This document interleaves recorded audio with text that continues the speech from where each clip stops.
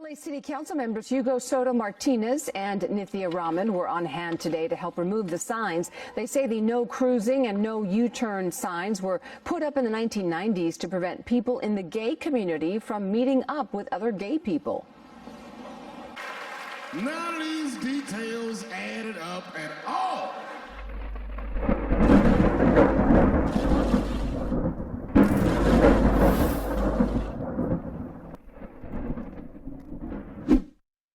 Who would have thought that U-turn signs would be a news story of such stupidity? I don't really know how else to say that. Who would have ever thought that U-turn signs would be such a problem? They're usually only problems to those that don't know how to make U-turns or don't know how to read them. But hey, what do I know? I'm just trying to use common sense. But I can tell you another thing, that here in 2026, I would have a high probability that this is going to be front and center at some point. 2022, your office found that President Biden's DHS allowed some Afghans into the country before they were fully vetted, including one who had been liberated from prison by the Taliban. Over 50 known or suspected terrorists had entered the United States as a result of the Biden administration's screening or lack thereof. And last month, the director of national intelligence said that 2,000 Afghans in America may have ties to terrorism. Did you find that the Biden administration's DHS had a formal vetting process in place? The department did not have a formal process at the start of the OAW. We found over 30,000 that did not have formal identification. Say that number one more time. I believe the number's actually 36,000. That's astounding.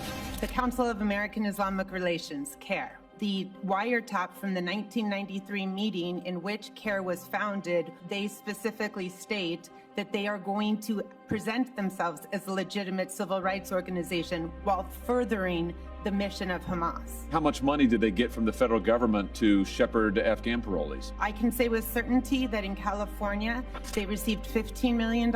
In the state of Washington, they received more than $1 million. Now, when I look at the federal databases to see if there's any reference to CARE, I don't see anything. Because the money did not go directly from the federal government to CARE, but rather an intermediary, and that is how they've hidden the money. We need to find out where this money has gone. This is a scandal. This is corruption. And we've got to figure out how taxpayer money has ended up in the hands of yet another organization with terrorist ties.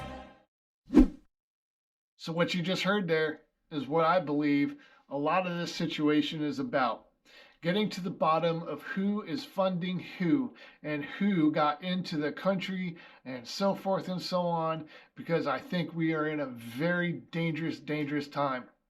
And it's really, really frightening to think of that, especially after what happened in 2001.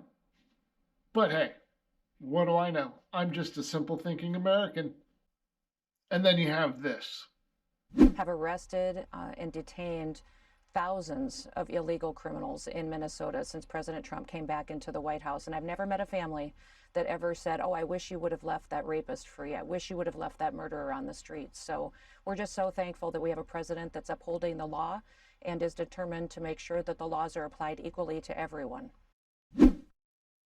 See, federal agents are trying to do the correct thing to fix the past problems that were developed under other administrations.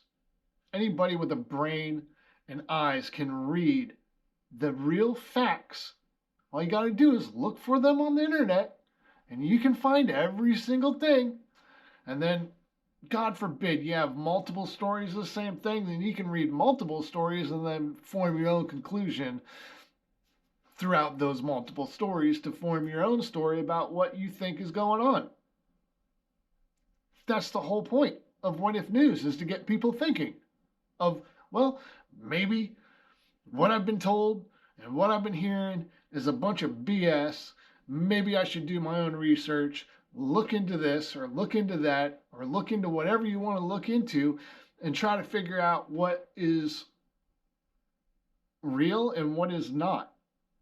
It's simple. And people are freaking out about the Fed, the Fed, the Fed. Well, maybe they should look real close at the Fed. Remember, the Fed doesn't have any checks and balances at all. Just to understand, the Federal Reserve has magic money. They print their own money. So when you have no oversight, why not have a little sunlight? Kristen, I have called since last summer for the Fed to do its own internal investigation, and that has not been heeded. Not been heeded. And again, I don't know about you. When I receive if I were to receive inquiries from the Justice Department, I would answer them. They went unanswered. And then you have crooked people that instigate and allow these situations to form, to grow, and in a weird way, prosper. I mean, you just had people go to a church and disrupt that. Don Lemon, I mean, if I had to guess, he could possibly be in a whole lot of trouble because you can't do that, man. That's not okay in any fashions at all. It's not okay whatsoever. But hey, just remember, it is all about this. That there are 1,500 active duty U.S. soldiers on standby to deploy to your state. This act was clearly designed to intimidate the people of Minneapolis. And here's the thing. We're not going to be intimidated. If the goal here is safety, we've got many mechanisms to achieve safety. And the best way to get safety is not to have an influx of even more agents, and in this case, military, in Minneapolis. Right now, we have about 600 police officers, and they've got 3,000 or so ICE agents and Border Control. That they are now talking about deploying 1,500 military. This is, well, it's ridiculous, but we will not be intimidated by the actions of this federal government. Said, you know, my father always used to tell me, I had a wonderful father, very smart, and he used to say, son, when you walk into a restaurant and you see a dirty front door, don't go in, because if the front door is dirty, the kitchen's dirty also. Same thing with the Capitol. If our Capitol's dirty, our whole country is dirty. And then we come to what we began this episode with, the U-turn thing, the U-turn signs. How in the world this actually happened is beyond me.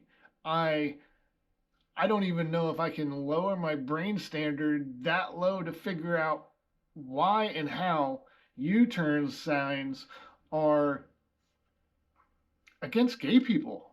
LA City Council members Hugo Soto Martinez and Nithya Raman were on hand today to help remove the signs. They say the no cruising and no U-turn signs were put up in the 1990s to prevent people in the gay community from meeting up with other gay people.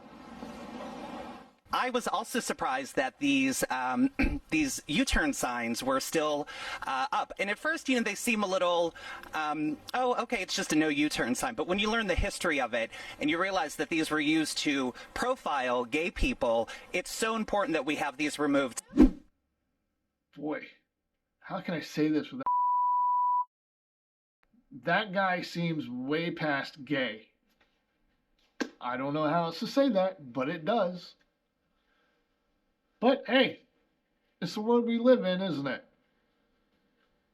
I don't necessarily agree with that lifestyle or anything like that, but I'm trying to be nice. I don't want to say bad things about people at all. I'm just trying to bring videos to you guys to be able to show what other people are thinking, saying, and doing. And you can form your own opinion. Until next time, this has been What If News. Thank you so much for being here.